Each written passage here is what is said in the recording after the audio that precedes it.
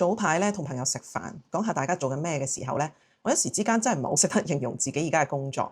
然後咧我就話：哦，我係做緊一樣嘢，希望幫到而家工作上面進退兩難嘅人睇到多一條出路。好多人近年咧越嚟越迷茫啊，經濟環境唔好啦，所以唔敢亂咁喐，唔敢亂咁轉工，更加唔敢亂咁辭職，唔敢諗下一步。而有一班人咧更加已經係一段時間都揾唔到嘢做，每日嘅工作就係揾工，越揾越失落，越揾越焦慮。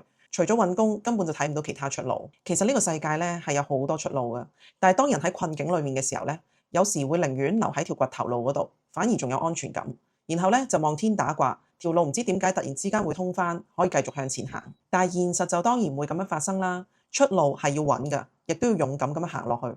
我自己咧係誤打誤撞之下行上咗呢一條自由工作者嘅路。咁但係又原來呢條路係比想象中冇咁難行嘅喎。好多人行過唔成功，令到更加多人卻步。但係我睇到中間嘅問題，於是咧我就揾方法去解決，亦都提供方法俾大家去解決，俾大家知道其實呢條路係有方法可以一直行落去㗎。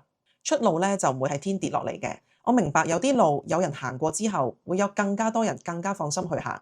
所以咧我自己就親自去試下啦，去學下啦，然後咧將呢一切變成實際可行而且有系統嘅方法，令大家都有信心用最低嘅風險去嘗試。如果要我講我做呢一切嘅理念咧，大概就係咁啦。